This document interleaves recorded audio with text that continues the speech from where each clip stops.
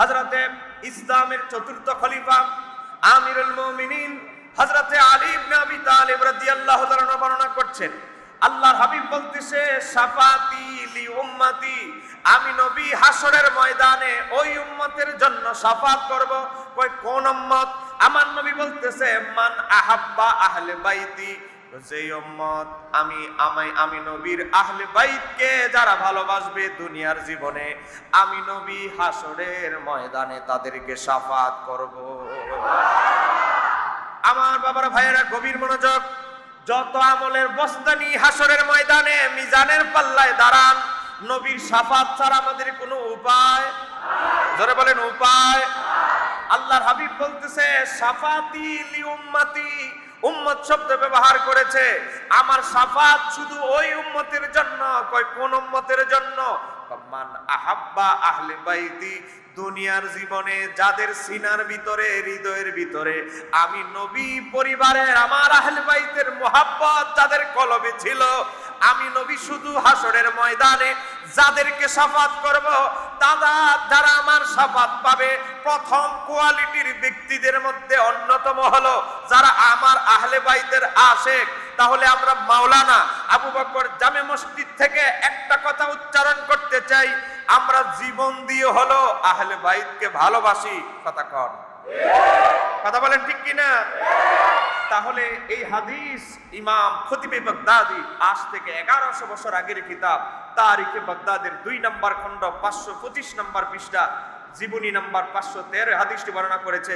কানজুল মালের 39,057 ইমাম Jalaluddin Suyuti, যিনি দীর্ঘ 4 বছর গবেষণা করে একটা হাদিসের কিতাব লিখেছে, নাম হচ্ছে জামউল জাওয়ামে, সেই কিতাবের হাদিস নাম্বার 15049 ইমাম সুয়ুতি হাদিসটি উল্লেখ করেছেন। একটু জোরে বলেন মারহাবা। তাহলে আমরা আজকের মাহফিলে আসার উদ্দেশ্য যে আমরা আহলে বাইতকে ভালোবাসি, আর আমার নবী বলতেছে আমার আহলে বাইতকে যদি ভালোবাসো, শাফাতি লি উম্মতি, উম্মত আমি তোমাকে উম্মত বলে গ্রহণ করলাম। এ উম্মত আরেকটা জিনিস জেনে নাও, আমি নবী তোমার জন্য হাসরের ময়দানে শাফাত করার জন্য প্রস্তুত হয়ে আছে। বলেন হাসরের ময়দানে আমার নবী ছাড়া আর কারো কোনো উপায় আছে? জোরে বলেন আছে? এবার আসেন, আহলে বাইতকে ভালোবাসলে হাসরের ময়দানে নবীর শাফাত পাওয়া যাবে। আহলে বাইতকে ভালোবাসলে কি ফজিলত? হযরতে শেরে খোদা মাওলা আলী মুশকিল কুশা আরেক হাদিসে বর্ণনা করছেন, এটাও ইমাম দায়লামি আজ থেকে প্রায় 1100 বছর আগের ইমাম দায়লামি বর্ণনা করছে। আল্লাহর হাবিব সাল্লাল্লাহু আলাইহি সাল্লাম তার আহলে বাইতের ব্যাপারে বলছে, আমার নবী বলছে আসবাতুকুম আলা সিরাতি, হাসরের ময়দানের পরে আরেকটা জায়গা পার হতে হবে, এটার নাম হলো পুল সিরাত। একটু জোরে বলেন কি সিরাত? জোরে বলেন কি সিরাত? পুল সিরাত পার হওয়া ছাড়া জান্নাতে যাওয়া যাবে? আল্লাহর হাবিব বলতেছে আসবাতুকুম আলা সিরাতি, পুল সিরাতের উপরে দৃঢ়ভাবে যারা চলবে তারা কারা? আমার নবী বলতেছে হুব্বা, যাদের অন্তরে ভালোবাসা আছে। কার ভালোবাসা? লি আহলি বাইতি। আমার নবী বলতেছে যাদের সিনার ভিতরে হৃদয়ের ভিতরে আমি নবীর আহলে বাইতের ভালোবাসা আছে, তারা পুল সিরাত আসবাতুকুম এমন দৃঢ়ভাবে দাঁড়ায় দাঁড়ায় হাঁটবে, এমন ভাবে চলবে দৃঢ়ভাবে, এদিক সেদিক কাইত হওয়ার কাঞ্চিত হওয়ার তাদের কোনো ভয় থাকবে আর একটু জোরে বলেন না। তাহলে আপনি যদি গ্যারান্টি দিতে পারেন যে আল্লাহর আজকে মাওলানা আবু বকর জামে মসজিদ থেকে যদি এই গ্যারান্টিটা ঘরে নিয়ে যেতে পারেন যে যাই হোক আমার আমলে ত্রুটি হতে পারে, কিন্তু আমার একটা জিনিস আমার হৃদয়ে একদম ক্লিয়ার, ভেজাল মুক্ত, কয় কি? আমার সিনায় কলবে আমি আহলে বাইতকে ভালোবাসি। তাহলে আমার নবী বলতেছে তাহলে হে আমার উম্মত তুমি জেনে নাও, হাসরের ময়দান পার হয়ে পুল সিরাত পার হয়ে জান্নাতে যেতে হবে। পুল সিরাতে তুমি দৃঢ়ভাবে অটল থাকবে। চিৎকার দিয়ে বলা যাবে কি?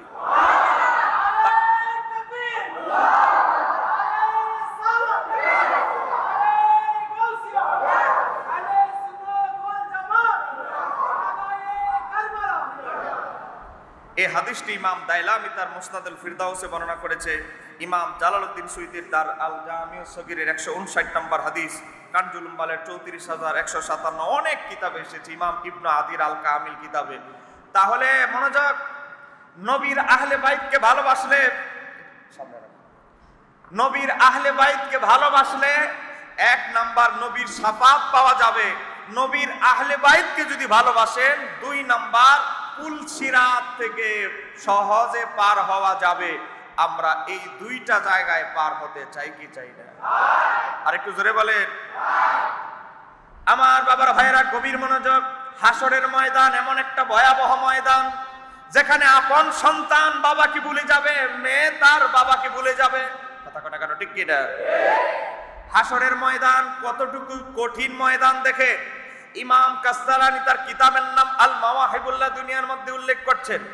একজন ব্যক্তি মাত্র একটা নেকের জন্য ঘুরতে থাকবে, মিজানের পাল্লায় দাঁড়িয়ে দেখবে মাত্র একটা নেক যদি তার হতো, সে কোন রকম থার্ড ক্লাস জান্নাতেও কোন রকম চলে যেতে পারত। কিন্তু তার একটা নেকের শর্ট, ধরে বলেন নেক কয়টা শর্ট? এই বেচারা পড়ছে বিপদে। আরে হায় রে, আমার যদি আরেকটা নেক হতো তাহলে তো কোন রকম থার্ড ক্লাস জান্নাতে হলেও চলে যেতে পারতাম। ও বাবা, যারা সর্বনিম্ন পর্যায়ের জান্নাতি হবে তাদের জন্য জান্নাতে 70,000 খাদেমের ব্যবস্থা আমার আল্লাহ করে রেখেছে। কয় হাজার? একেবারে থার্ড ক্লাস জান্নাতের জন্য 70,000 খাদেমের ব্যবস্থা আছে। এবার আসেন, এখন ওই লোকটা চিন্তা করবে, মিজানের পাল্লায় যারা দায়িত্বরত ফেরেশতা তাদেরকে বলবে, হে ফেরেশতারা আমাকে একটু সময় দাও। সময় দিলে আপনি কি করবেন? আমি পৃথিবীতে থাকা অবস্থায় আমার একটা কন্যা সন্তান ছিল, আমার ছেলে ছিল, মেয়ে ছিল। আমার মেয়েকে MBBS FCPS ডাক্তার বানাতে গিয়ে আমি 40 লক্ষ টাকা খরচ করেছি। আমার মেয়েও তাকওয়াবান মেয়ে ছিল। এখন আমি আমার মেয়ের কাছে যাব, যে একটা নেক শর্ট, অনেক জায়গায় ইলেকশনে দেখবেন, নির্বাচনে 3 বোর্ডে ফেল, 4 বোর্ডে ফেল, 2 বোর্ডে ফেল। কথা কথা আছে না নাই?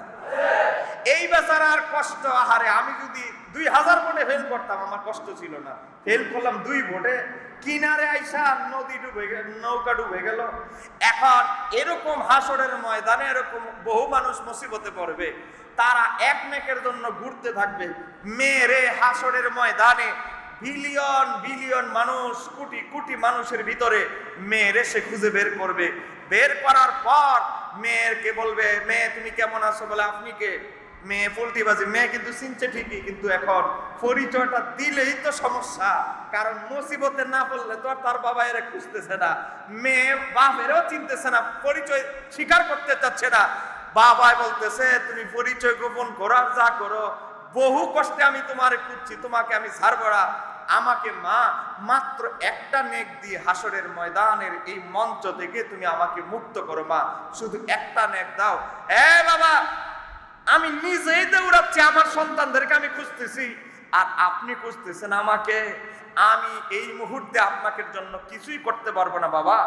আপনিই তো বলেছিলেন আপনার জীবনের একটা বড় শখ, আপনি আমাকে MBBS FCPS দেশের বড় ডাক্তার বানাবেন। আমি তো ডাক্তার হতে চাই না, এটা আপনার শখ ছিল। আপনি আমার জন্য টাকা খরচ করেছেন, এখন খোটা দিয়ে লাভ নাই, আপনি আপনার রাস্তা মাপেন।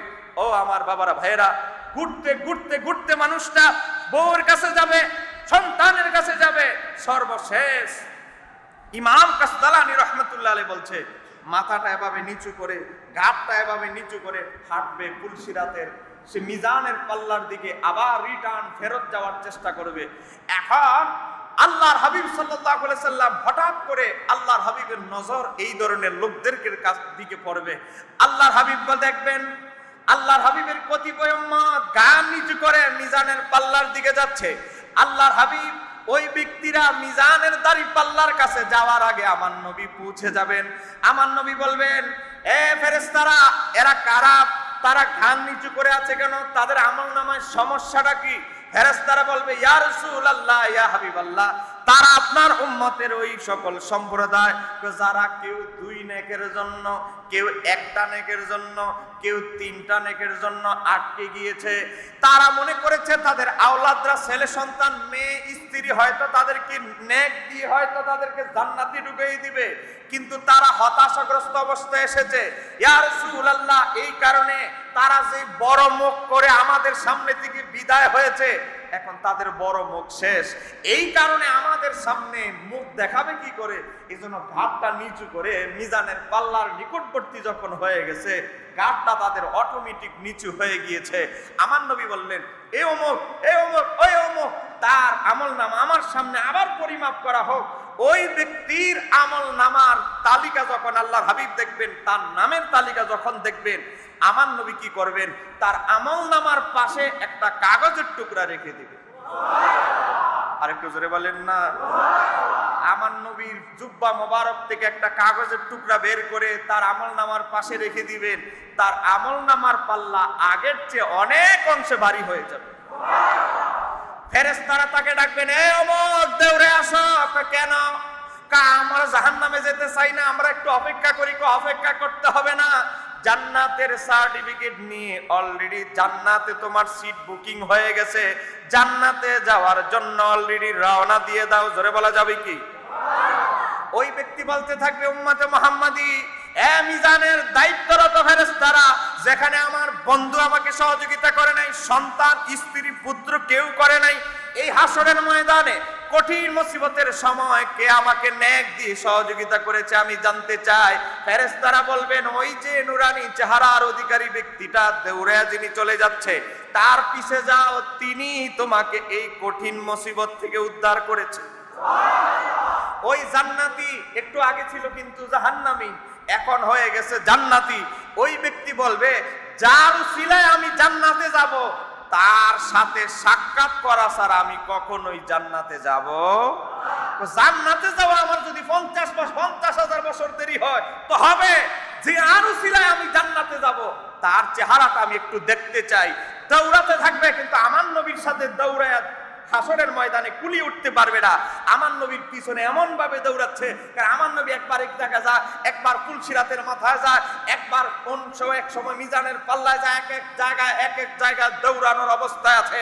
ওই ব্যক্তি আমার নবীর সাথে যখন কুলি উঠতে পারছে না, এমন এক লাফ দিয়ে দৌড় দিলেন, আমার নবীর কদম মোবারকের নিচে পড়ে গেল।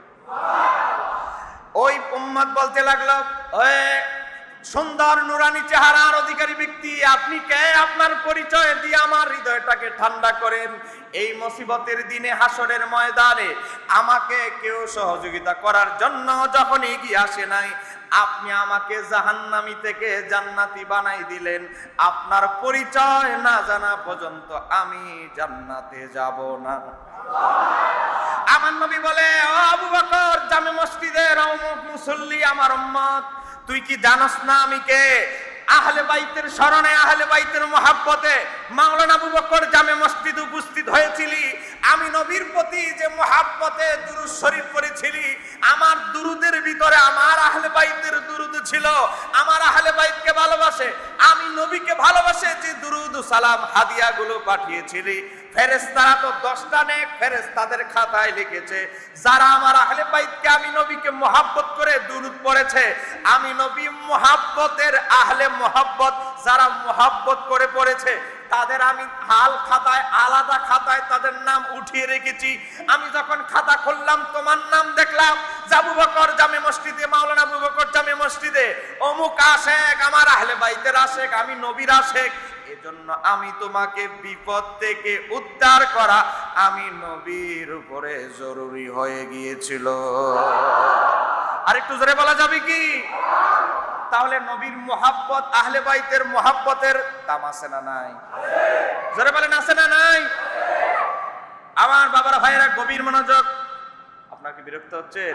আমাদের বাইরে যারা আছেন, মাইকের আওয়াজ অনেক দূর যাচ্ছে, আমার সময় কম। আমি বলেছি আমার অনেক কাজ ফেলে রেখে এসেছি, তো আমি অনুরোধ করছি এখনো যারা বাইরে ছড়িয়ে ছিটিয়ে আছেন, কষ্ট করে একটু আহলে বাইতের মহাব্বতে সবাই চলে আসেন। বাম দিকে কিছু ফাঁকা জায়গা আছে, নতুন যারা আসবেন বাম দিকে যাবেন, নতুন যারা আসেন বাম দিকে যাবেন। এবার আসেন মনোযোগ, হযরতে আবু হুরায়রা থেকে বর্ণিত, অন্য রাওয়ায়াতে হযরতে আলী রাদিয়াল্লাহু তাআলা থেকে বর্ণিত, আমার নবী বলছে 4 প্রকার লোক আমি নবীর শাফাত পাবে। একটু জোরে বলেন না সুবহানাল্লাহ। মনে রাখতে হবে নবীর শাফাত ছাড়া আমাদের কোনো উপায় নাই। মনোযোগ দিয়ে শুনতে হবে। আমি দীর্ঘদিন শুধু হাদিসে শাফাত, নবীর শাফাতের হাদিস নিয়ে আমি 6 মাস গবেষণা করেছি। 6 মাস গবেষণা করে আমি একটা জিনিস শুধু অনুসন্ধান করে বের করেছি, আমার আল্লাহ চাইলে কে জান্নাতি কে জাহান্নামী কবর থেকে ফয়সালা করতে পারতেন। কথা কোনা কেন? কে কয়টা সওয়াবের কাজ করছে, কয়টা গুনার কাজ করছে, ফেরেশতাদের কাছে হিসাব আছে না? না। তাহলে কবর থেকে আল্লাহ চাইলে ডাইরেক্ট জান্নাতে পাঠাই দিতে পারত, কবর থেকে চাইলে আল্লাহ জাহান্নামে ঢুকাই দিতে পারত। কিন্তু কিয়ামত পর্যন্ত আমরা কবরে কেন থাকবো? কেন হাসরের ময়দানের প্রয়োজন? এই গবেষণা করতে গিয়ে আমি পেয়েছি ইমাম আব্দুল ওয়াহাব শারানি এর ব্যাখ্যা দিয়েছেন 600 বছর আগে, ইমাম কাসদালানি ব্যাখ্যা দিয়েছেন 550 বছর আগে, যে হাসরের ময়দান একটা কারণে আমার আল্লাহ তৈরি করেছেন। হাসরের ময়দানের একটাই কারণ, সেটা কি?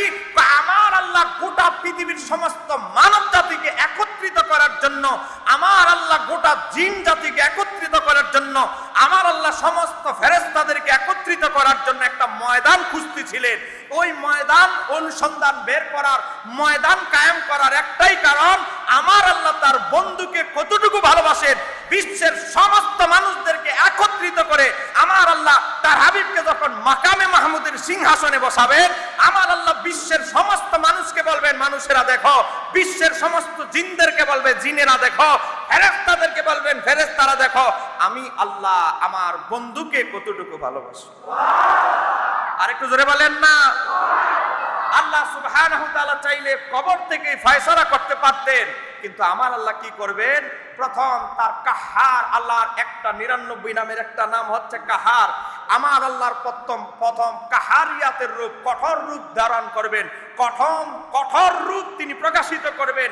মানুষ যখন নফসি নফসি করবে, সমস্ত আম্বিয়ায়ে কেরাম নফসি নফসি করবে, আমার বাবার ভাইরা আমরা দৌড়ে যাব আদম বাবার কাছে। কথা কোনা কেন? ঠিক কি না? আদম আলাইহিস সালামের কাছে যাব দৌড়ায়া। একটা জিনিস মনে রাখেন, আদম আলাইহিস সালাম নয়, 1,24,000 নবীরাই ভালো করে জানে হাসরের ময়দানে একমাত্র যিনি আল্লাহর সামনে দাঁড়ায় কথা বলতে পারে, যার সাহস আসে, তিনি হচ্ছেন রাহমাতাল লিল আলামিন। আর কেউ? প্রত্যেকেই তাদের পিছু টানের কথা স্মরণ করবে।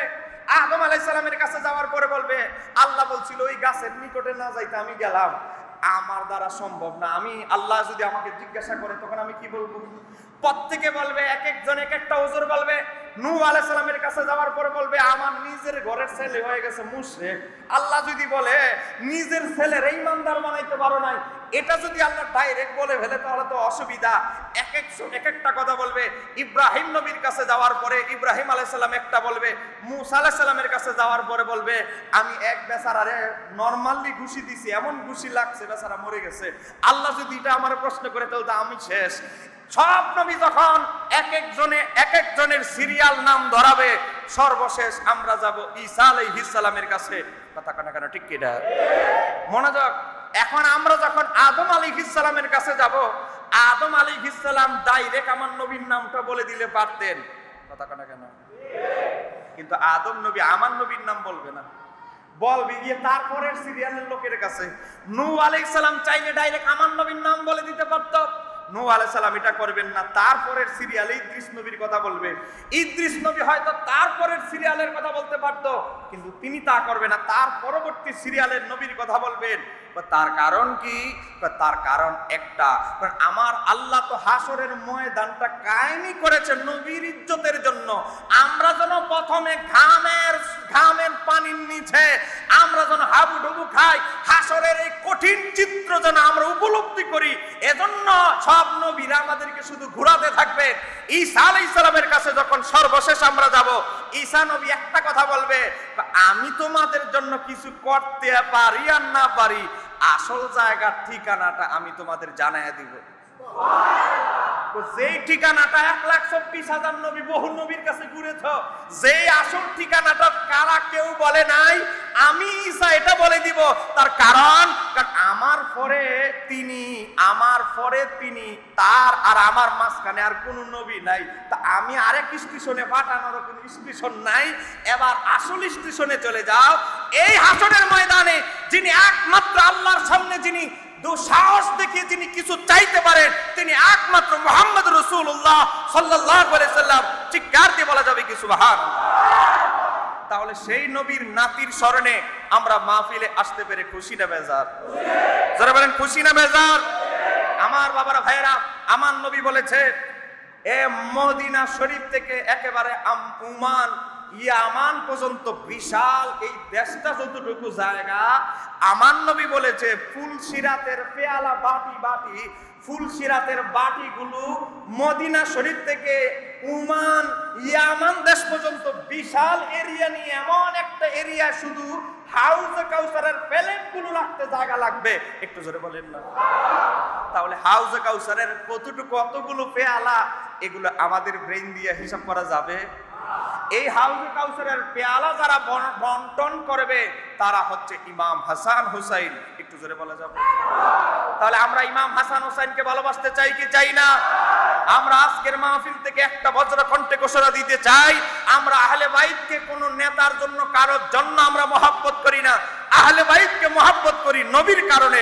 একটু জোরে কন্যা সুবহানাল্লাহ। আমার বাবারা ভাইরা, আহলে বাইতের যত শত্রু ছিল কেউ শান্তিতে থাকতে পারে?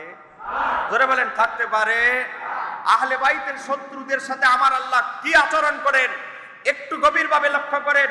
এই আহলে বাইতের দুশমন ইয়াজিদ, সে তার বাহিনী দিয়ে যখন কারবালার ময়দানে পাঠানো হলো, ইমাম হুসাইনের একটা দুধের শিশু ছোট্ট বাচ্চা আলী আসগর, তার কথা আপনারা শুনেছে?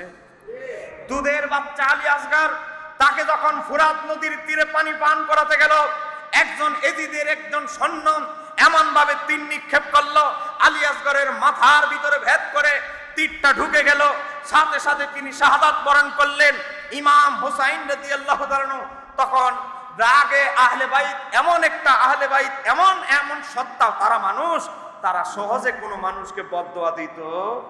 কারণ তারা বদদোয়া দিতে দেরি, কবুল হইতে দেরি।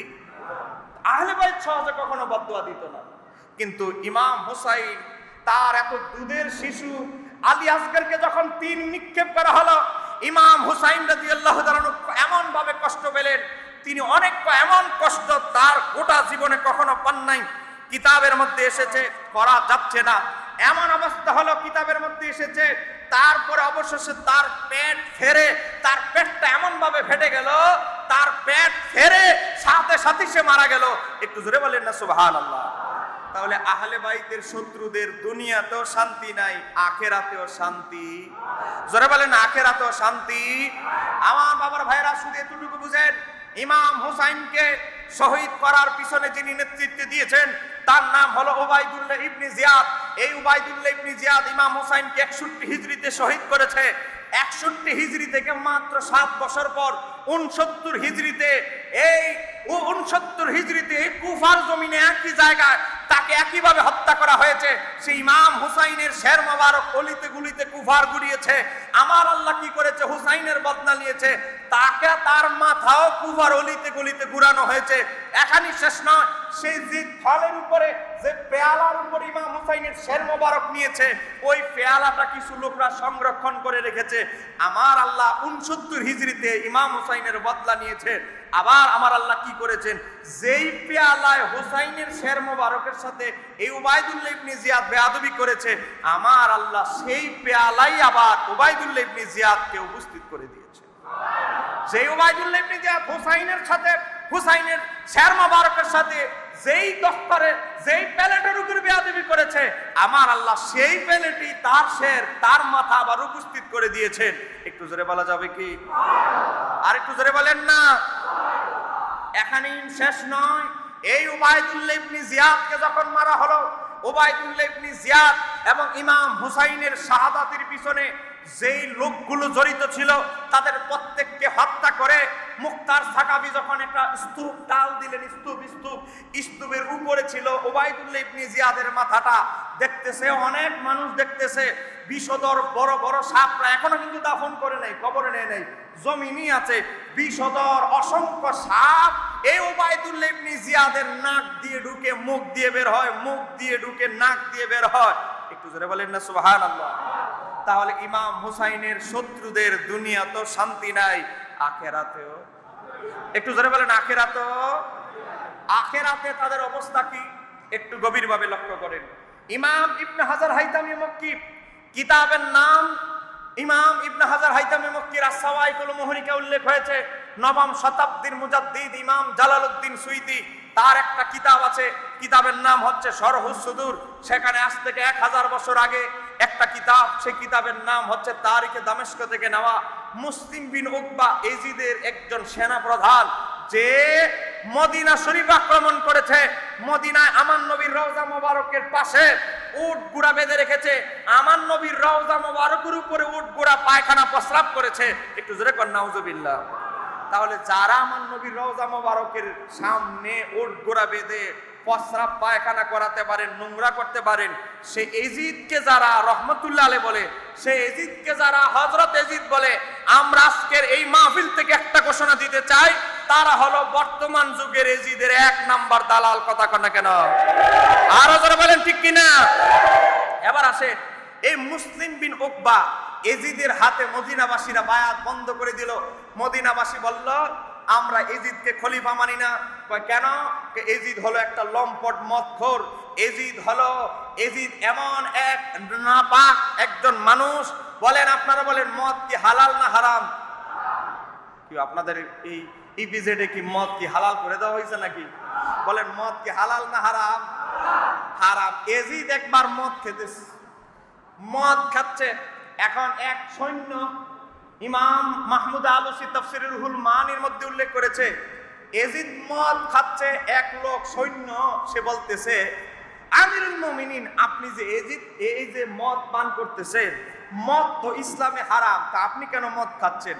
তো এজিদ তখন উত্তর দিচ্ছে যে মুহাম্মদ সাল্লাল্লাহু আলাইহি সাল্লামের শরীয়তে মদ হারাম হলেও ঈসা আলাইহিস সালামের শরীয়তে মদ জায়েজ আছে।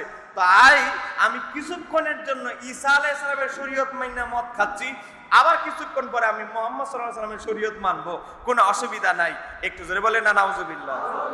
তাহলে যে এজিদ মদকে হালাল বলতে পারে, ইসলামের 4 মাযহাবের ইমাম বলেছে ইসলামের কোন হারামকে যদি কেউ হালাল বলে, হালালকে যদি কেউ হারাম বলে, তাহলে সে কাফের হয়ে যাবে। এজিদ তাই তদ্রুপ, এজিদ কাফের, কাফের, কাফের, কোনো সন্দেহ। কোন লোক আমাদেরকে ভালোবাসবে আর কোন লোক অপছন্দ করবে আমাদের কিছু আসে যায় না, জীবন চলে যাবে। তারপরে আমাদের জিহ্বা দিয়ে এজিদের প্রশংসা কখনো আসতে পারে? যারা বলেন আসতে পারে। এবার আসেন, এই মুসলিম বিন উকবাকে এজিদ পাঠাইছে, তুমি মদিনায় যাও, মদিনা ঘেরাও করো, মদিনার মানুষ যদি আমি এজিদের হাতে বায়াত না হয় হত্যাযজ্ঞ চালাবে। এখন মুসলিম বিন উকবা এজিদের 1 নম্বর দালাল, তাদের অবস্থা কবরে কি দেখেন। মুসলিম বিন উকবা মদিনায় গেলেন, মদিনায় যাওয়ার পর মদিনার একটা উঁচু জায়গায় দাঁড়ালেন। ভাষণ দিতে গেলে একটা উঁচু জায়গা লাগে। এই যে আমাদেরকে খুতবা দেওয়ার জন্য একটা মিম্বার দেওয়া হয়েছে। কেন? কারণ মিম্বারটা হচ্ছে আপনাদের সচরাচর জায়গা থেকে একটু উঁচা। এই মিম্বারের সিঁড়িগুলো দেওয়া হয়েছে একটু উঁচু জায়গা হলে বক্তব্য, আমার খুতবাটা আপনাদের কাছে বুঝতে সহজ হবে।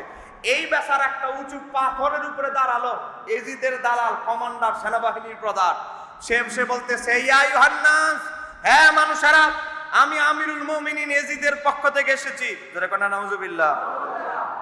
আমি এজিদের পক্ষ থেকে এসেছি, তোমরা তোমাদের হাত প্রসারিত করো, তোমরা এজিদের হাতে বায়াত হও, তোমরা নিরাপত্তা পাবে। আর যদি তোমরা এজিদের হাতে বায়াত না হও, তোমরা কেউ আমার কাছে নিরাপত্তা পাবে না। একটু জোরে কন্যা নাউজুবিল্লাহ। তখন একজন যুবক, একটু জোরে বলেন, একজন যুবক, তার নাম হলো আল কুরশি। এই যুবক আমার মতো বয়স। আজকে যুবকদের কত গুরুত্ব দেখেন। একজন যুবক, সে ইমাম হুসাইনের সাথে তার খুব ভালো সম্পর্ক ছিল। সেই যুবক দাঁড়ায় বলল, এজিদের 1 নম্বর দালাল, আমরা আগেও এজিদকে খলিফা মানি নাই, এখনো আমরা লম্পট এজিদকে আমরা খলিফা মানি না, জীবন চলে যাবে হুসাইনের মতো। এটা শাহাদাতের, ইমাম হুসাইনের শাহাদাতের পরের বছর, ইমাম হুসাইনের মতো আমাদের জীবন চলে যাবে, তারপরে লম্পট এজিদের হাতে আমরা কখনো বায়াত হব। এতগুলো মদিনার মানুষের সামনে একজন লোক সাহস দেখিয়েছে, দুঃসাহস দেখিয়েছে। এই মুসলিম বিন উকবা তলোয়ার তার খাপ থেকে বের করে এই আল কুরসি নামক যুবকটাকে হত্যা করে ফেললো। একটু জোরে বলেন না নাউজুবিল্লাহ। শুধু অপরাধ কি এজিদকে খলিফা মানে নাই, অপরাধ কি ইমাম হুসাইনের একজন আশিক ইমাম হুসাইনের নাম নিয়েছে। আমার বাবারা ভাইরা গভীর মনোযোগ, ইমাম হুসাইনের নাম নিতে দেরি এই পাপিষ্ঠ মুসলিম বিন উকবা তার তলোয়ারটা বের করে তাকে সঙ্গে সঙ্গে তার গর্দানটা আলাদা করে ফেলে, দেহ একদিকে, তার মাথা চলে গেছে একদিকে। এই আল কুরসির মায়ের কাছে সংবাদ গেল, আল কুরসির মা, তোমার সন্তানকে এজিদের 1 নম্বর দালাল মুসলিম বিন উকবা হত্যা করে ফেলেছে, যাও তোমার সন্তানের লাশটাকে শেষবারের মতো দেখে আসো। ও বাবা, মা আর সন্তানের ভালোবাসা এক বিরল ভালোবাসা। মা চিল যেভাবে মুরগির বাচ্চাকে নিয়ে গেলে মুরগিটা যেভাবে ছটফট করতে থাকে, এই মা আল কুরসির মা এক দৌড় দিল, গিয়ে দেখে মদিনা মসজিদ নববীর পাশে এক জায়গা আছে দেহটা, এক জায়গা আছে মাথাটা। চিৎকার করতে লাগলো আর আল্লাহকে বলতে লাগলো, আল্লাহ, আমার সন্তানের জন্য আমি তোমার কাছে অনুতপ্ত নই, কিছু বলতে আমি চাচ্ছি না। আল্লাহ, আমি তোমার কাছে একটা দাবি জানাচ্ছি, আমার সন্তানকে যেই মুসলিম বিন উকবা হত্যা করেছে, আল্লাহ, এটার জন্য আমি অনুতপ্ত নই, আমি অনুতপ্ত সে নালায়েক ইমাম হুসাইনের হত্যাকারী এজিদের দালালি সে করছে। আল্লাহ, এই পাপিষ্ঠ মুসলিম বিন উকবার আগে যেন আমার মরণ না হয়, আমি যেন তার মৃত্যু না দেখে না মরি। আল্লাহ, তোমার কাছে এই ফরিয়াদ। একটু জোরে বলেন না। আপনারা জানেন কিছু ব্যক্তিদের স্পেশাল দোয়া, আমার আল্লাহ কিছু ব্যক্তিদেরকে আল্লাহ এমন মর্যাদা দেন যাদের দোয়া সরাসরি আল্লাহর দরবারে কবুল হয়। এর মধ্যে অন্যতম হচ্ছে পিতা মাতা, মা। 2 নম্বর অন্যতম হচ্ছে অত্যাচারিত ব্যক্তি, যারা মজলুম, তাদের দোয়া আমার আল্লাহ কবুল করে। কথা কানা কেন ঠিক কিনা? এখন এই মহিলা একদিকে তার সন্তানকে এজিদের দালাল মেরে ফেলেছে, অপরদিকে মহিলা হচ্ছে মজলুম। এই মহিলা যখন ইমাম হুসাইনের উসিলা দিয়ে দোয়া করলো, আল্লাহ দোয়া কবুল করলেন। এমন অবস্থা হলো, মুসলিম বিন উকবার মৃত্যু মহিলা দেখলো, মুসলিম বিন উকবাকে এমন এক কঠিন রূপ দিল, এজিদের দালালদের অবস্থা দেখেন, এমন রূপ দিল পৃথিবীর কোন ডাক্তার তার রোগই ধরতে পারছে না। একটু জোরে বলা যাবে কি? তাহলে এজিদের দালালদের অবস্থা দেখেন, এমন রোগ হলো তার রোগী ডাক্তার বুঝতে পারছে না। মুসলিম বিন উকবা কাতরাতে কাতরাতে কাতরাতে সে মারা গেল। মারা যাওয়ার পরে কি হলো? মারা যাওয়ার পরে জান্নাতুল বাকিতে তাকে কবর দেওয়ার জন্য অনেক ষড়যন্ত্র চেষ্টা করেছে। মদিনাবাসী বলে, আমাদের জীবনের গোটা তাজা রক্ত বিলিয়ে দিব। তার মতো পাপিষ্ঠকে সাহাবীদের পাশে, তাবিদের পাশে, খাতুনে জান্নাতকে যেই জান্নাতুল বাকিতে দাফন করা হয়েছে, ইমাম হাসানকে যেই জান্নাতুল বাকিতে দাফন করা হয়েছে, এই জায়গায় আমরা তাকে দাফন করতে দিব? তো মদিনা শহরের একটু দূরবর্তী জায়গায় এই মুসলিম বিন উকবাকে কবর দিল। এখন ওই মহিলা যার সন্তানকে হত্যা করা হয়েছে, মহিলা শপথ করেছে, আল্লাহ, মুসলিম বিন উকবার মৃত্যু না দেখা যেন আমার মরণ না হয়। মুসলিম বিন উকবা মারা গেল, তাকে কবর দেওয়া হলো। মহিলা রাত্রেবেলা নাতিপতি নিয়ে, নাতিদেরকে নিয়ে কয়েকজন সৈন্য টাকা দিয়ে ভাড়া করে রাত্রেবেলা চলে গেছে মুসলিম বিন উকবার কবরের কাছে। কবরের মাটিগুলো সরালো। অপসারণ করার পরে কি হলো? অপসারণ করার পরে দেখে, কবরটা সরায়া দেখে বিশাল বড় বড় সাপ, ভয়ঙ্কর সাপ, যেই সাপের নাম, যেই সাপের পরিচয়, যেই সাপের আকৃতি বিশ্বের কোনো মানুষ দেখে নাই, এমন ভয়ঙ্কর সাপ মুসলিম বিন উকবার কবরটাকে ঘেরাও করে আছে। একটু জোরে বলা যাবে কি? তাহলে ইমাম হুসাইনের শত্রুদের দুনিয়াতেও শান্তি নাই, কবরেও। একটু জোরে বলেন না, কবরেও। এখন ওই আল কুরসির মা শপথ করেছে, মুসলিম বিন উকবা এজিদের দালাল যখন মারা যাবে, তার লাশটা কবর থেকে বের করে তার লাশটা আগুন দিয়ে পুড়িয়ে ফেলবে। এখন নিজে কি আযাব দিবে দেখতেছে, জাহান্নামের আযাব দেওয়ার জন্য অলরেডি কবরে সাপ ভরে গেছে। তারপরে মহিলা বলে, আমি কসম করেছি, আমি শপথ করেছি, আমি আমার শপথ রক্ষা করব। জাহান্নামের আযাবরত সাপদের কাছ থেকে দৌড়ায়া টানাটানি লাগলেন। টানতেছে মুসলিম বিন উকবার লাশে, কবর থেকে টানতেছে, সাপ গ্রাও করতেছে।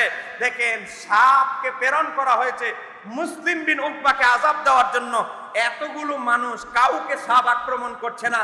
সাপ থেকে যখন টেনে হেঁচড়ে সাপ থেকে নিয়ে যাচ্ছে, আবার সাপ তাকে পেঁচিয়ে ধরছে। এমন অবস্থার মধ্যে মোটামুটি সকাল হয়ে গেল, চতুর্দিকে ফর্সা আলো বের হয়ে গেল। মহিলা বলে, এখন আবার ইজিদের দালাল তো চতুর্দিকে আছে, আমাকে আবার সর্বনাশ করবে। লাশ ফেলে রেখে চলে গেল।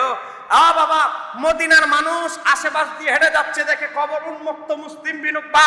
মদিনার মানুষ, সমস্ত মানুষ জড়ো হয়ে গেল, আর বলতে লাগলো, লাব্বাইক ইয়া হুসাইন, লাব্বাইক ইয়া হুসাইন।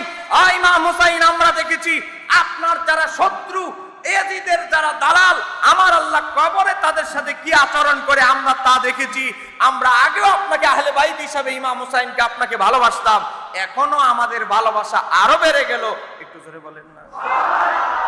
তাহলে ইমাম হুসাইনের শত্রুদের কবরে শান্তি, জোরে বলেন কবরে শান্তি। আমি এটাই বুঝাইতে চাইলাম, যারা আহলে বাইতের দুশমন, তারা কার দুশমন?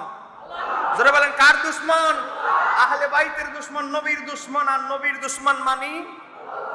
এবার আসেন, আমি সংক্ষিপ্ত পর্যালোচনায় আপনাদেরকে বলছি কেন কারবালা ঘটল।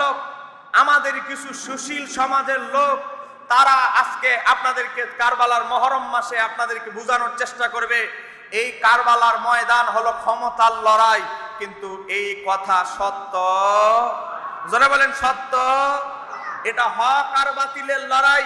যে মদকে হালাল বলতে পারে, যে সব সময় মদ খেতে পারে, একজন মুসলমান, একটা সাধারণ মুসলমানও তাকে নামাজের মুসল্লার ইমাম, মুসলিম জাহানের ইমাম কখনো মানা যাইতে পারে? দেখেন, আমার হাতে একটা বই আছে, এই ইতিহাসের কিতাব।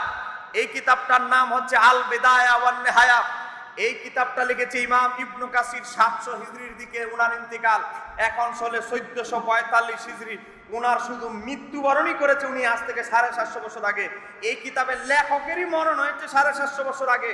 800 বছর আগের ইতিহাস, সেই ইতিহাস এটা আমরা অনুবাদ করি নাই, আমরা ছাপাই নাই। Bangladesh Islamic foundation, Bangladesh government থেকে প্রকাশিত এই প্রাচীন ইতিহাসের কিতাবের 429 নম্বর পৃষ্ঠার মধ্যে স্পষ্ট করে উল্লেখ রয়েছে যে ইমাম হুসাইন কেন ইজিদের হাতে বায়াত হয় নাই। স্পষ্ট এখানে উল্লেখ রয়েছে 429 পৃষ্ঠায়, যে কয় কি, এজিদের একটা বড় ধরনের স্বভাবের মধ্যে অন্যতম একটা কি, প্রতিদিন সে মদ পান করতো। জোরে কর নাউজুবিল্লাহ। তাই আপনারা বলেন, যে এজিদ প্রতিদিন মদ পান করত, ইমাম হুসাইনের মতো একজন বীরের মতো ব্যক্তির কি উচিত ছিল মদ খোরের হাতে বায়াত হওয়া? কি ইমাম হুসাইনের জন্য উচিত ছিল? জোরে বলেন উচিত ছিল। দুইজন সম্মানিত সাহাবী বায়াত হলেও পরবর্তীতে তারা রুজু করে নিয়েছেন, বলেছে না, আমরা মুসলমানদের ঐক্যের জন্য বায়াত হয়েছি, এজিদের যোগ্যতা দেখে নয়। কিন্তু আমরা আর এজিদকে খলিফা মানি না। মুসলিম উম্মাহ, গোটা পৃথিবীর সমস্ত সাহাবীরা, তাবিরা যে এজিদকে বয়কট করেছে, ইমাম হুসাইনের জন্য কি জরুরি ছিল এজিদের হাতে বায়াত হওয়া? ঠিক করে বলেন না, কথা বলেন। ইমাম হুসাইনের জন্য উচিত ছিল এজিদের হাতে বায়াত হওয়া। মনোযোগ। এজন্য হক বাতিল চিনতে হবে। এজিদ, আজকে দেখেন, যে এজিদ, যার এত সৈন্যবাহিনী, যে এজিদ এত সৈন্যবাহিনী নিয়ে গর্ববোধ করত, সে এজিদ কিভাবে মারা গিয়েছে আমরা অনেকেই জানি না। কথা কন, জানার দরকার আছে না নাই? দেখেন, আমি এজিদের মৃত্যু দিয়েই ওয়াজ তো শুরু থেকে করতে হয়, আমি নিচের থেকে উপরের দিকে যাচ্ছি, উল্টা দিকে। দেখেন, এজিদের মৃত্যুর ব্যাপারে ইমাম ইবনু কাসির উল্লেখ করছে, এজিদের কিছু বদ স্বভাব ছিল। বদ স্বভাবের মধ্যে অন্যতম হলো নামাজ কাজা করা। 3 ওয়াক্ত 2 ওয়াক্ত নামাজ একসাথে পড়তেন। মাঝে মাঝে মদ খেয়ে 2-3 ওয়াক্ত নামাজের নেশার গড়েই, মদের নেশায় 2-3 ওয়াক্ত নামাজ চলে যেত। তাহলে এখানে শেষ নয়, এজিদের একটা বদ অভ্যাসের মধ্যে ছিল, সে এক বানরকে আরেক বানরের বিরুদ্ধে যুদ্ধে লাগাই দিত। এখন বানর সবগুলো আবার যোদ্ধা বানর, এক বানরকে আরেক বানরের বিরুদ্ধে লাগাই দিতে যুদ্ধ। এখন ততক্ষণ পর্যন্ত থামাতো না যতক্ষণ একটা আরেকটারে না মারে। এখন একটা যখন মরে যেত, 2 পক্ষ যুদ্ধ করলে তো এক পক্ষ অবশ্যই হারবে। এখন এজিদ এক বানর আরেক বানরের সাথে লাগাই দিত। এখন লাগাইতে লাগাইতে একটা যখন মরে যেত, আর এজিদ মাথার মধ্যে শিশু বাচ্চারা যেভাবে তাদের মনে করে খেলনার পাখি মারা গেলে, কিছু মারা গেলে যেভাবে কাঁদে, তখন এজিদ বাচ্চাদের মতো কাঁদতে থাকতো। এখন এভাবে চলতে চলতে এজিদ 63 হিজরিতে একবার এজিদ এক বানরকে আরেক বানরের বিরুদ্ধে খেপায় দিল। হাতে রশি দিয়ে একটা বানর সে হাতেই ধরে রেখেছে। একটা বানর, আমার আল্লাহ একটা বার্তাবাহক ফেরেশতার মাধ্যমে বানরের কানে কানে নোটিশ জারি করে দিলেন, এ বানর, তোমার দাঁতের মধ্যে আল্লাহ বিষ সৃষ্টি করে দিয়েছে, এখনই তুমি এজিদকে গালের মধ্যে ঘাড়ের মধ্যে এমন কামড় দাও, তোমার বিষের প্রবলে এজিদ সঙ্গে সঙ্গে মারা যাবে। চিৎকার দিয়ে বলা যাবে কি? বাবা, বড় বড় শত্রু মারতে আমার আল্লাহর কামান গোলা বারুদের দরকার পড়ে? ফেরাউনের মতো এত বড় বাদশাহ যে গোটা পৃথিবীটা 4 জন ব্যক্তি শাসন করত, কিয়ামত পর্যন্ত আর কখনো এই 4 জন ব্যক্তি পৃথিবী শাসন করবে না। এই গোটা পৃথিবী 4 জন মানুষ শাসন করত, একজন কাফের, 2 জন কাফের, 2 জন মুসলমান। 2 জন মুসলমানের মধ্যে, ইমানদারের মধ্যে একজন হচ্ছে সুলাইমান আলাইহিস সালাম, আরেকজন হচ্ছে হযরতে যুলকারনাইন। এই 2 জন ছিল ইমানদার, আর 2 জন ছিল কাফের, বক্তে নাসর, আরেকজন হলো নমরুদ। এই নমরুদ যে 4 জনের একজন, যে সারা পৃথিবী পরিচালনা করত, সারা পৃথিবীর কথা বলছি, এই নমরুদকে মেরেছে একটা মশা দ্বারা। একটু জোরে কোন না? নাক দিয়ে ঢুকে মাথার ভিতরে, ব্রেনের ভিতরে এমন জায়গায় গিয়েছে, জুতা দিয়া বাইরেতে বাইরেতে চিকিৎসকরা তারে মেরে ফেলেছে। আমার বাবারা ভাইরা, এজিদকে আমার আল্লাহ এমন ভাবে মৃত্যুবরণ করিয়েছে, তার নিজের পালিত বানরই তাকে কামড় দিয়ে মৃত্যুবরণ করিয়ে দিয়েছে। একটু জোরে বলা যাবে কি সুবহানাল্লাহ? আমার আল্লাহ বলে, আমার হাবিবের নাতি হুসাইনকে কষ্ট দিয়েছিস, তরে মারার জন্য আমি বড় ধরনের সেনাবাহিনী দরকার নাই, তোর পালিত বানরই যথেষ্ট। একটু জোরে কন্যা সুবহানাল্লাহ। দেখেন, ইমাম ইবনে কাসির এভাবে উল্লেখ করেছে, এখানে মিডিয়াতে রেকর্ড করা হচ্ছে। দেখেন, ইমাম ইবনে কাসির উল্লেখ করেছেন, কই কি ইয়াজিদের মৃত্যুর কারণ ছিল, কই কি কারণ? সে একদিন বানরকে উঠিয়ে দোলা দিচ্ছিল, এক বানরকে আরেক বানরের বিরুদ্ধে খেপিয়ে দিচ্ছিল, আর অমনি একটি বানর তাকে কামড় দেয়, কামড়ের বিষে সে মারা যায়।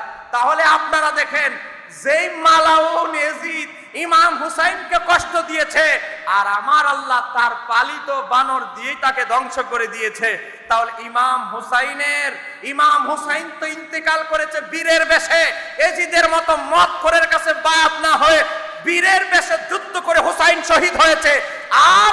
আর এজিদ মৃত্যুবরণ করেছে একটা একেবারে পাগল শ্রেণীর মানুষ যেভাবে মারা যায়, পাগলে আনা পশু পাখি নিয়ে খেলাধুলা করে, পাগল কোয়ালিটির লোক, সমাজের সবচেয়ে নিকৃষ্ট লোক, তারা যেভাবে মারা যায়, এজিদও সেভাবে মারা গিয়েছে। চিৎকার দিয়ে বলতে হবে সুবহানাল্লাহ। তাহলে ইমাম হুসাইনের সাথে কি কোনো দিক দিয়ে এজিদের তুলনা চলে? চলবে? কিয়ামত পর্যন্ত চলবে? মনোযোগ দিয়ে শুনতে হবে। এবার আসেন, কারবালার ঘটনার সংক্ষিপ্ত বিবরণ আমি আপনাদেরকে দিচ্ছি, শুধু এক নজরে আপনারা শুধু সিরিয়ালগুলো শুনবেন, কারণ আমরা মসজিদে ধারাবাহিক আলোচনা করেছি। মসজিদে আমরা কারবালার একটা শেষ প্রান্তে গিয়েছি, মসজিদের জুমার বয়ানের গতিতে চলবে। এখানে যেহেতু আশুরা উপলক্ষে মাহফিল, আহলে বাইতের স্মরণে আমরা সেভাবে আলোচনা করব। মনে রাখতে হবে, একটা হাদিস আপনাদেরকে বলছি, আমার নবী বলছে 6 ধরনের ব্যক্তিদের উপরে আল্লাহ লানত। তোরা বলেন কয় ধরনের?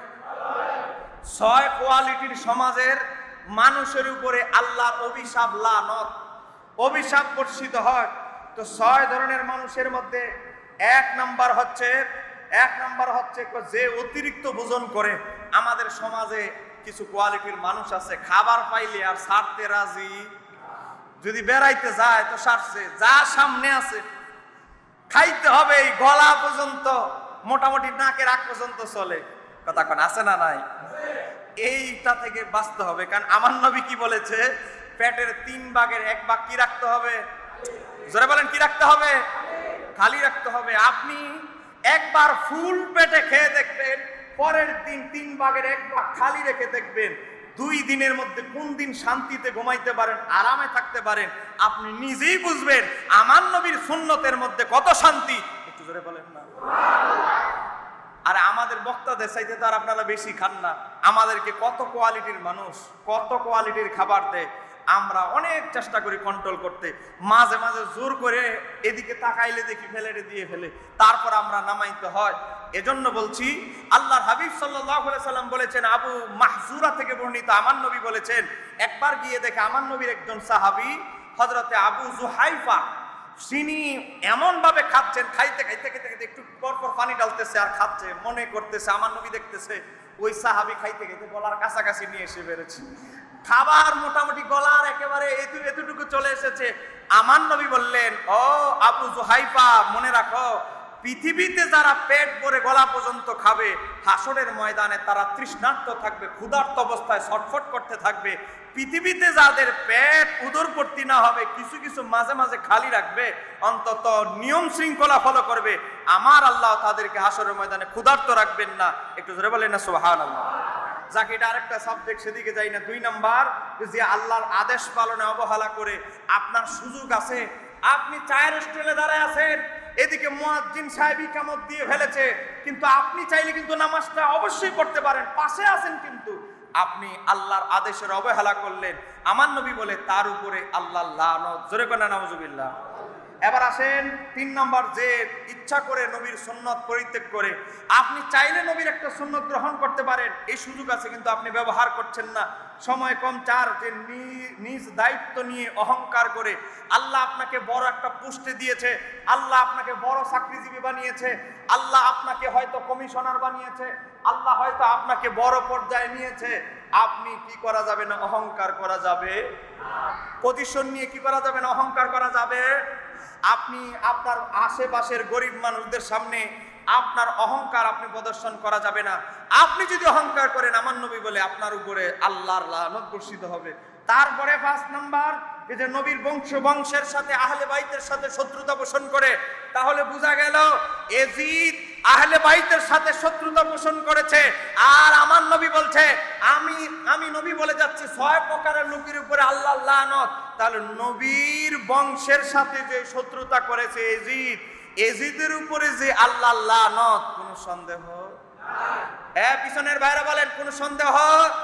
এজিদ যে আমার নবীর আহলে বাইতকে কষ্ট দিয়ে নবীকে কষ্ট দিয়েছে, কোনো সন্দেহ আছে? তা আমার নবী বলতেছে 6 প্রকার লোকদের উপরে লানত।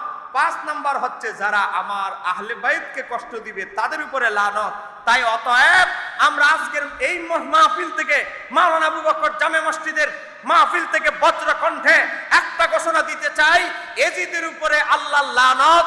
এজিদের সেনাবাহিনী যারা ইমাম হুসাইনকে শহীদ করার পিছনে যাদের অবদান আছে, তাদের উপরে আল্লাহর লানত। জোরে বলেন আমিন। আরো জোরে বলেন। আমরা লানত দেই না, ইমাম জালালউদ্দিন সুয়ুতী তারিকুল খোলাফায়ে লানত দিয়েছে, ইমাম আবু বকর খাল্লাল আস-সুন্নাহ কিতাবে নকল করেছে, ইমাম আহমদ এজিদের দালালদের উপরে আল্লাহর লানত দিয়েছে, আমরাও লানত দেই। এবার আসেন 6 নাম্বার, আরেকটা বিষয় যেহেতু বাকি রয়ে গেছে, আরেকটা হচ্ছে যারা প্রতিবেশীকে কষ্ট দেয়। অনেক মানুষ এরকম আছে না নাই? ক্ষমতার দাপটে আশেপাশের প্রতিবেশীদেরকে সাথে খারাপ ব্যবহার করে। এবার আসেন মনোযোগ, ইমাম হোসাইন রাদিয়াল্লাহু তাআলা 61 হিজরিতে তিনি মদিনায় যখন ছিলেন, মদিনার অবস্থা খুব খারাপ। এজিদের দালালারা ইমাম হোসাইনকে, মনোযোগ, ইমাম হোসাইনকে শহীদ করার জন্য ইমাম হোসাইনের পিছনে গোয়েন্দা লাগিয়ে দিল। ইমাম হোসাইন মক্কায় চলে আসলেন। মক্কায় চলে আসার পরে আপনারা জানেন কুফা থেকে বিভিন্ন চিঠি আসতে লাগলো। কুফার মানুষেরা হলো বিশ্ব বাটপার। কথা কয় না কেন? কুফার মানুষ বিশ্ব বাটপার কিনা? বিশ্ব বাটপার। দেখেন কুফার মানুষেরা কতটুকু বাটপার একটু দেখেন। ইমাম হাসান রাদিয়াল্লাহু তাআলা ইমাম হুসাইন রাদিয়াল্লাহু তাআলাকে সব সময় ওসিয়ত করতেন। ইমাম হুসাইন রাদিয়াল্লাহু তাআলা যখন, ইমাম হাসান যখন মৃত্যু সজ্জায়, তখন ইমাম হাসান রাদিয়াল্লাহু তাআলা তার আপন ভাই হুসাইন রাদিয়াল্লাহু তাআলাকে একটা ওসিয়ত করেছিলেন। দেখেন ইতিহাসের পাতায় ওসিয়তটা এসেছে। ইমাম হাসান বলেছেন কুফার নির্বোধদের প্রতারণা থেকে বিরত থাকবে। ইমাম হাসান বলতেছে মৃত্যুর সজ্জায়, ইমাম হাসান বলতেছে, ও আমার ভাই হুসাইন, তুমি কুফার মানুষরা হলো নির্বোধ, এই নির্বোধদের প্রতারণা থেকে তুমি বিরত থাকবে। কয় কেন? তারা তোমাকে ঘর থেকে বের করবে, অতঃপর সহযোগিতা করা ছাড়া ছেড়ে দিবে। এটা কিন্তু ইমাম হাসান কারবালার বহু আগে বলে গেছে। বাস্তবতায় ইমাম হাসানের ভবিষ্যৎবাণী সত্য হলো। কথা কেন ঠিক কিনা? এবার দেখেন আসসাওয়াইকুল মুহরিকার 328 নম্বর পৃষ্ঠায় এসেছে। এবার দেখেন মনোযোগ। তো ইমাম হুসাইন মক্কা আসলেন। মক্কা আসার পরে প্রতিনিধি পাঠালেন মুসলিম বিন আকিলকে। আপনারা জানেন মুসলিম বিন আকিলকে পাঠানো হলো। মুসলিম বিন আকিল আসলেন, আসার পরে পরিবেশ দেখলেন সব কিছু ভালো। হ্যাঁ, মুসলিম বিন আকিল আসার পর সর্বপ্রথম যার ঘরে অবস্থান করেছেন তার নাম হলো মুসলিম ইবনু আওসাজা আল আসাদি। তার ঘর অবস্থান করলেন। বেদাউন নেহার বরাতে বলছি, তার ঘর অবস্থানের পর একজন কুফার সম্ভ্রান্ত ব্যক্তি, টাকা আছে, পয়সা আছে, সৈন্য আছে, তার নাম হলো হানি ইবনু আরওয়া। তার ঘরে অবস্থান করলেন মুসলিম ইবনু আকিল, ইমাম হুসাইনের প্রতিনিধি দূত। তার সাথে দুইজন শিশু বাচ্চা ছিল। জোরে বলেন কয়জন? তার দুইজন সন্তানও সাথে ছিল। বাবাকে ছাড়া তারা থাকতে পারে না, বলে বাবা আমরা তোমার সাথে যাব। মুসলিম বিন আকিলকে যখন ইমাম হুসাইন প্রেরণ করলেন, মুসলিম বিন আকিলের সাথে ইমাম হুসাইন 3 জন লোক দিলেন। যেরকম কয়জন? মুসলিম বিন আকিল যখন মক্কা থেকে রওনা দিলেন, 3 জন ব্যক্তির মধ্যে একজন লোক হঠাৎ জ্বরের মতো আক্রান্ত হয়ে মারা গেল। ইমাম মুসলিম বিন আকিল ভয়ে আতঙ্কিত হয়ে গেলেন। আর একটু সামনে অগ্রসর হলো, দ্বিতীয় ব্যক্তিও মারা গেল।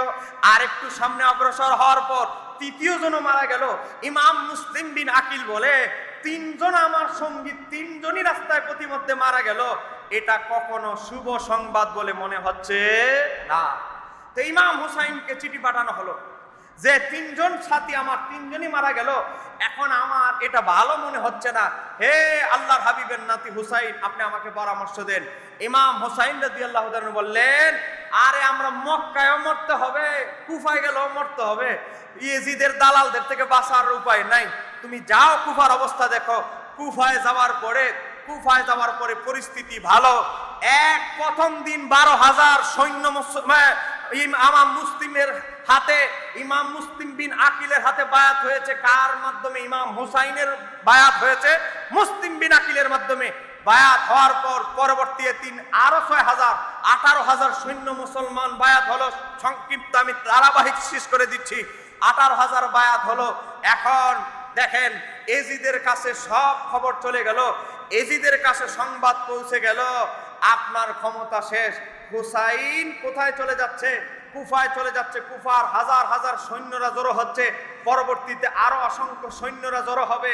এজিদ, তোমার ক্ষমতা শেষ। এজিদের দালালেরা যখন এই খবর দিল, এজিদের কাছে যখন এই চিঠি গেল, চিঠি যাওয়ার পর এজিদ কি পরামর্শ? এজিদের একজন পরামর্শ ছিল, ইতিহাসের পাতায় তার নাম এসেছে। আমাদের অনেক ভাইরা তার নাম ইতিহাস থেকে আমরা বলি না। দেখেন, ইমাম ইবনে কাসির আল বেদা ওয়ান নেহায়া কিতাবের 8 নম্বর খণ্ডের 289 নম্বর পৃষ্ঠায় উল্লেখ করেছে, এজিদের কাছে চিঠি এসেছে। হুসাইন অলরেডি রওনা দিয়ে দিয়েছে মক্কা থেকে কুফার উদ্দেশ্যে। আপনি যদি আপনার ক্ষমতা টিকাইতে চান, ওবায়দুল্লাহ ইবনে জিয়াদ এমন একজন ব্যক্তি যার কলবে কোনো দয়া মায়া নাই, আপনি তাকে বসরা থেকে তার দায়িত্ব ট্রান্সফার করে কুফায় দেন। তখন কুফার দায়িত্বে ছিলেন নোমান বিন বশির, আল্লাহ নবীর একজন সাহাবী। কুফায় চলে আসলো। কুফায় আসলো কিভাবে জানেন? ওবায়দুল্লাহ ইবনে জিয়াদ মুখ ঢেকে, কালো কাপড় দিয়ে মুখটাকে ঢেকে এমন ভাবে আসলো, তার সৈন্য ধরে মুখ ঢাকা। মানুষ মনে করতে লাগলো ইমাম হুসাইন তো কুফায় আসার কথা, মনে হয় হুসাইন চলে এসেছে। মানুষ ওবায়দুল্লাহ ইবনে জিয়াদকে সালাম দিতে লাগলো, এ আল্লাহ রাসূলের নাতি, আপনাকে সালাম। আসলে কিন্তু হে হলো কুখ্যাত ডাকাত ওবায়দুল্লাহ ইবনে জিয়াদ। ওবায়দুল্লাহ ইবনে জিয়াদ কুফার গুরুত্বপূর্ণ একটা শহরের গুরুত্বপূর্ণ জায়গায় বলল, আমি ইমাম হুসাইন নয়, আমি হলাম ওবায়দুল্লাহ ইবনে জিয়াদ। হুসাইনকে হত্যা করতে আমারে পাঠানো হয়েছে। তাই হুসাইনের যারা ভক্ত আশেক, তোমরা শুনে নাও, তোমাদের একটারও কল্লা থাকবে না যদি হুসাইনকে মহব্বত করা কলব থেকে দূর না করো। একটু জোরে বলেন না নাউজুবিল্লাহ। তখন এই কুফার অবস্থা একটু অন্যরকম হতে লাগলো। কুফার সব কিছু নিয়ম শৃঙ্খলা ওবায়দুল্লাহ ইবনে জিয়াদের কাছে নিয়ে নিল। কুফার আগের অবস্থা একরকম, এখন হয়ে গেছে আরেক রকম। সৈন্য বড় বড় সম্ভ্রান্ত লোকদেরকে ধমকি দেওয়া হলো। ওবায়দুল্লাহ ইবনে জিয়াদ বলেছে, হোসাইনের পক্ষে যারা আছে তাদের অবস্থা ভয়াবহ হবে। খবর নিল এই মুসলিম বিন আকিল কার ঘরে আছে? বলে হানি ইবনে উরওয়ার ঘরে আছে। হানি ইবনে উরওয়ারে গ্রেফতার করা হলো।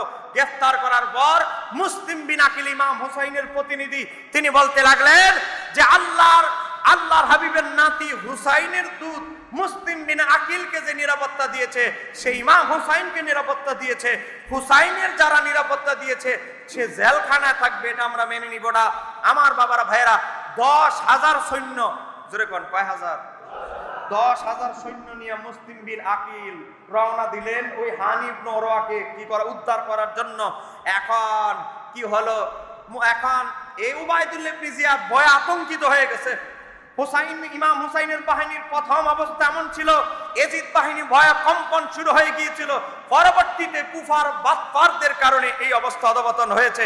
আমার বাবারা ভাইয়েরা, এক পর্যায়ে কি হলো, এই উবাইদুল্লাহ ইবনে জিয়াদ সে গোপনে এই কুফার সম্ভ্রান্ত ব্যক্তিদেরকে ডাকতে লাগলেন। ডাকে তাদেরকে রাত্রে বেলা বুঝাইতে লাগলো, তোমরা যদি হুসাইনের পক্ষে যাও তোমাদেরকে হত্যা করা হবে। ভয়ভীতি দেখানো হলো। ভয়ভীতি দেখিয়েছে কাদেরকে? ডেকে এনে মহিলাদেরকে। যারা বলেন কাদেরকে? মহিলারা একটু নরম হৃদয়ের মানুষ না, একটু ভীতু মানুষ। মহিলাদেরকে হুমকি দেওয়া হলো, তোমার স্বামীকে সামলাও, তোমার সন্তানকে সামলাও। এভাবে হুমকি দিতে লাগলো। মাগরিবের নামাজের সময়, মাগরিবের নামাজের সময়, মুহররম মাস, মাগরিবের নামাজের সময় দেখে ইমাম মুসলিম বিন আকিল মাত্র সৈন্য আছে 500। যেরকম কয়শো, ইনি ইমামতি করলেন, মাগরিবের ইমামতি করে তাকায়া দেখে পিছনে মুসল্লি আছে 500, একটু পরে তাকায়া দেখে 300, একটু পরে তাকায়া দেখে আছে 70 জন, একটু পরে তাকায়া দেখে আছে 7 জন, একটু পরে তাকায়া দেখে আছে 3 জন, একটু পরে তাকায়া দেখে হুসাইনের জন্য যারা জীবন দিবে বলতেছে এদের একজনও আর নাই। একটু জোরে কন্যা নাউজুবিল্লাহ। মুসলিম বিন আকিল একা হয়ে গেলেন। মুসলিম বিন আকিল, যেই হুসাইন মুসলিম বিন আকিলকে প্রেরণ করেছেন, কিন্তু এখন ঘটনা তো হয়ে গেছে, ইমাম হুসাইন তো কুফার কাছাকাছি চলে এসেছে, চিঠি তো পাঠিয়ে দিয়েছেন।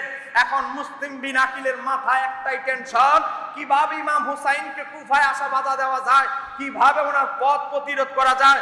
এখন কেউ তো ওনার পক্ষে আর নাই, কেউ তার সাথে নাই। মুসলিম বিন আকিল একটা ভিক্ষুক যেভাবে রাস্তায় ঘুরতে থাকে, মুসলিম বিন আকিল এভাবে রাস্তার অলিতে গলিতে ঘুরতেছেন। একজন মহিলা, তার নাম কিতাবের মধ্যে এসেছে তয়া, একজন মহিলা, সেই মহিলার ঘরের সামনে এসে মুসলিম বিন আকিল কি করলেন? বসে গেলেন। মুসলিম বিন আকিল বসে গেলেন। মহিলা দরজা খুললো, দরজা খুলে বলে, আপনি কে? তখন ওই তওয়া নামক মহিলাটি বলতে লাগলো, আমি হলাম মুসলিম বিন আকিল বলতে লাগলো, আমি হলাম মুসলিম বিন আকিল, আমি একজন পথচারী, আমার এখানে কোনো আত্মীয় স্বজন নাই। আমার বাবারা ভাইরা গভীর মনোযোগ, আসেন। এরপরে কি হলো? পানি দেওয়া হলো। পানি চেয়ে, আমাকে একটু পানি দেন মা, আমাকে একটু পানি দাও। পানি দেওয়া হলো।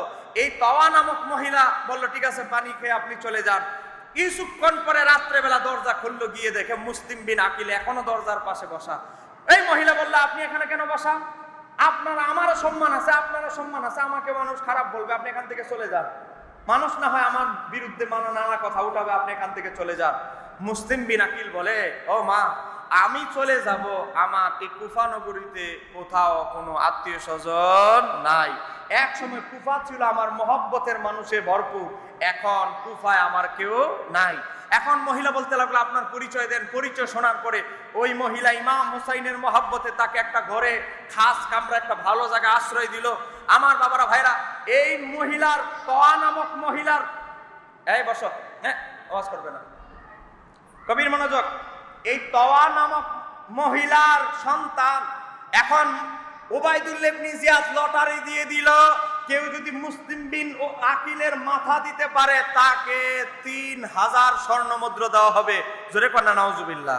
এখন লোভে পাপ, পাপে মৃত্যু, লোভে তো পাগল হয়ে গেছে। এখন ওই তওয়া নামক মহিলার ছেলে, সেও পাগল হয়ে গেছে মাথা খোঁজার জন্য, মুসলিম বিন আকিলকে হত্যা করার জন্য। এখন দেখতেছে মা কোথায় যেন গোপনে খাবার ট্রান্সফার করে, সুফে সুফে কথা বলে, সন্তানের কাছ থেকে কি যেন লুকানোর চেষ্টা করে। মুসলিম বিন আকিলের সংবাদ উবাইদুল্লাহ ইবনে জিয়াদের কাছে দিয়ে দিল। এখন মুসলিম বিন আকিল বুঝে ফেললেন যে তার খবর ফাঁস হয়ে গেছে। তিনি একটা বিল্ডিং এ আশ্রয় নিলেন। সেখানে আমার বাবার ভাইরা, একটা বিল্ডিং এর উপরে তার শরীরটা, জিসিমটা ফেলে দিল একদিকে, গর্দানটা কেটে ফেলার পর মাথাটা চুল ধরে এভাবে নিয়ে আসলো। একজন উবাইদুল্লাহ ইবনে জিয়াদের সৈন্য থালার মধ্যে আনলো, আর গোটা কুফা ঘুরাইতে লাগলো, মানুষদেরকে আতঙ্কিত করতে লাগলো। দেখো হুসাইনের সৈন্য, হুসাইনের প্রতিনিধির যে অবস্থা হয়েছে, হুসাইনের পক্ষে যারা আছো তোমাদেরও সে অবস্থা হবে। জোরে কর নাউজুবিল্লাহ। ইমাম হুসাইন কুফার কাছাকাছি চলে এসেছেন। একজন কবি নাম হলো ফারাজদাক, তার সাথে দেখা হলো। বললেন, হে রাসূলুল্লাহর নাতি। উনি কবি ছিলেন, মুহূর্তের মধ্যে কবিতা বানায় লিখতে পারতেন। মুহূর্তের মধ্যে কবিতার মাধ্যমে হুসাইনকে বলতেছে, আপনি কুফায় যাবেন না, কুফার মানুষ হলো বিশ্ব বাটপার।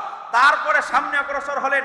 কুফার একজন সৈন্য, সে জীবন দিয়ে মুসলিম বিন আকিল মৃত্যুর আগে বলে গেছে, বাবা তুমি যদি আল্লাহর হাবিবের শাফাত চাও, হুসাইনকে যদি নবীর নাতিকে একটু বিন্দু পরিমাণ ভালোবাসো, আমার পক্ষ থেকে হুসাইনকে রাস্তায় বাধা দাও। সেই সৈন্যের নামও আমি বের করেছি ইতিহাসের কিতাব থেকে। তার নাম এসেছে কিতাবের মধ্যে, ইতিহাসের পাতার মধ্যে তার নাম এসেছে ইবনু জিয়াদ আত-তামিমি। সেই ইমাম হুসাইনের কাছে গেল, ও আল্লাহর নবীর নাতি, আপনি কারবালায় এই কুফায় যাবেন না, কুফার পরিস্থিতি খারাপ।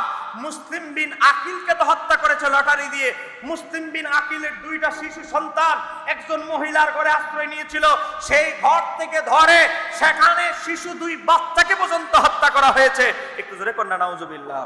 ইমাম হুসাইনকে যখন সমস্ত বিবরণ দেওয়া হলো, ইমাম হুসাইন রাদিয়াল্লাহু তাআলা চোখের পানি অশ্রু ঝরতে লাগলেন।